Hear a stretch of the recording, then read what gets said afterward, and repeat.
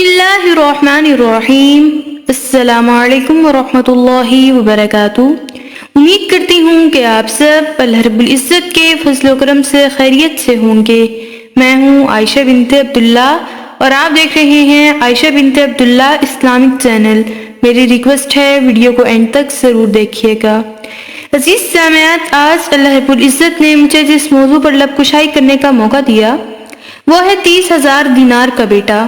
دعا ہے کہ اللہ پاک حق اور سچ بیان کرنے کی توفیق عطا فرمائے اور غلطیوں سے درگزر فرمائے۔ موضوع کا آغاز کرتے ہیں۔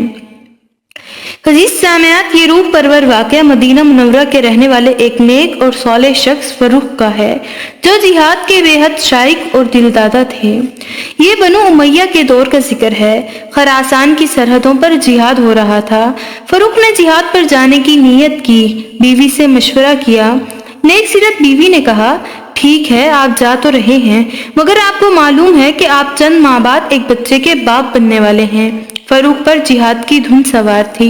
وہ متعدد بار لڑائیوں میں شریک ہو چکے تھے۔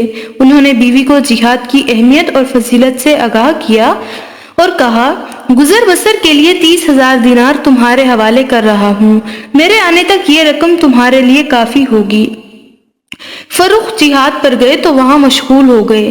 ہر چند کے بیوی کا خیال آتا مگر جہاد کا سلسلہ بڑھتا چلا گیا۔ یہ دور اسلامی فتوحات کا دور تھا۔ مسلمان سمرقند اور بخارا کو فتح کر کے آگے نکل رہے تھے۔ وقت کا پتہ ہی نہ چلا۔ مدینہ منورہ سے نکلے ہوئے انہیں کم و بیش 27 سال گزر چکے تھے۔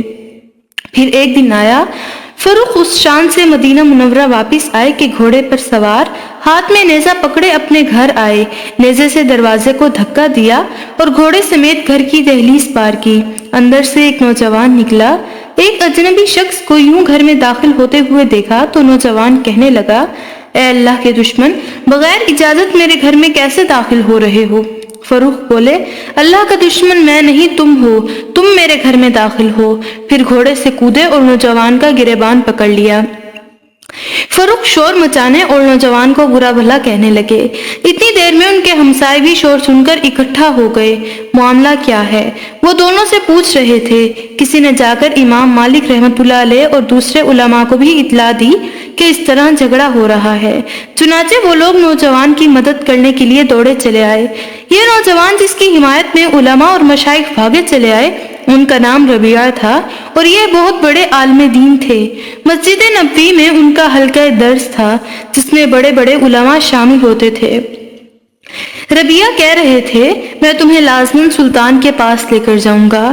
ادھر فروخ بھی کہہ رہے تھے، اللہ کی قسم، میرا تمہارا فیصلہ اب سلطان کے پاس ہی ہوگا، تم میری بیوی کے پاس ٹھہرے ہوئے ہو۔ شور شرابہ بڑھتا چلا گیا۔ فروخ کا غصہ کم ہونے میں نہیں آ رہا تھا۔ اتنے میں امام مالک رحمۃ اللہ علیہ بھی پہنچ گئے۔ لوگ ان کے احترام میں ادھر ادھر ہو گئے۔ وہ آگے بڑھے اور فروخ سے کہا، یہ گھر یقیناً تمہارا نہیں، تمہارا کوئی اور گھر ہوگا۔ فروخ کہنے لگے، نہیں یہ میرا گھر ہے اور میرا نام فروخ ہے۔ اتنی دیر میں ان کی بیوی نے اپنے خاوند کی آواز پہچان لی اور اندر سے نکل آئیں اور کہا، یہ تو میرے خاوند ہیں اور یہ ربیعہ ان کا بیٹا ہے۔ جب یہ جہاد پر گئے تھے تو چند ماہ کے بعد پیدا ہوا تھا، انہوں نے تو اپنا بیٹا دیکھا بھی نہیں ہے۔ اب جب دونوں کو معلوم ہوا کہ وہ باپ بیٹا ہیں تو ایک دوسرے کو گلے لگایا اور ملاقات کی خوشی میں بے اختیار رونے لگے۔ فروخ بار بار بیوی سے پوچھ رہے ہیں، یہ میرا بیٹا ہے، یہ تو جوان ہو گیا ہے۔ بیوی کہہ رہی ہے، ہاں یہ آپ ہی کا بیٹا اور لختے جگر ہے۔ تھوڑی دیر آرام کرنے کے بعد اور حال احوال دریافت کرنے کے بعد فروخ نے اپنی بیوی سے کہا، تمہیں یاد ہے کہ میں تمہیں سفر پر جانے سے پہلے کچھ مال دے کر گیا تھا، وہ کدھر ہے اور کہاں خرچ کیا ہے؟ ان کی بیوی کہنے لگی، میں نے اس کو دفن کر کے رکھا ہے، کچھ دنوں کے بعد نکالوں گی۔ ادھر ربیعہ مسجد کی طرف چل دیے اور اپنے حلقہ درس میں مشغول ہو گئے۔ اس درس میں امام مالک، حسن بن زید اور مدینہ منورہ کے اشراف کے علاوہ بہت سارے علماء اور عوام شامل تھے۔ کچھ دیر کے بعد ربیعہ کی والدہ نے اپنے خاوند سے کہا، جائیے مسجد نبوی میں نماز ادا کرائیے۔ چنانچہ فروخ مسجد میں آئے، نماز ادا کی۔ ایک طرف دیکھا کہ حلقہ درس میں بڑے بڑے علماء بیٹھے ہیں اور ایک نوجوان انہیں درس دے رہا ہے۔ فروخ اس حلقے کے پاس آ کھڑے ہوئے اور نوجوان کو دیکھنا شروع کیا۔ اس روز ربیہ نے خلاف معمول سر کو زیادہ ڈھانپا ہوا تھا، ٹوپی اس طرح اوڑے ہوئے تھے کہ چہرہ نظر نہیں آتا تھا۔ ان کے والد فروخ کو شک سا گزرا کہ کہیں یہ میرا بیٹا ربیہ تو نہیں۔ انہوں نے تصدیق کے لیے حلقہ درس میں بیٹھے ایک شخص سے پوچھا، یہ نوجوان جو درس دے رہا ہے کون ہے؟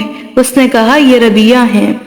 اب فروخ کہنے لگے، الحمدللہ، اللہ تعالیٰ نے میرے بیٹے کو یہ مقام اور مرتبہ دیا ہے۔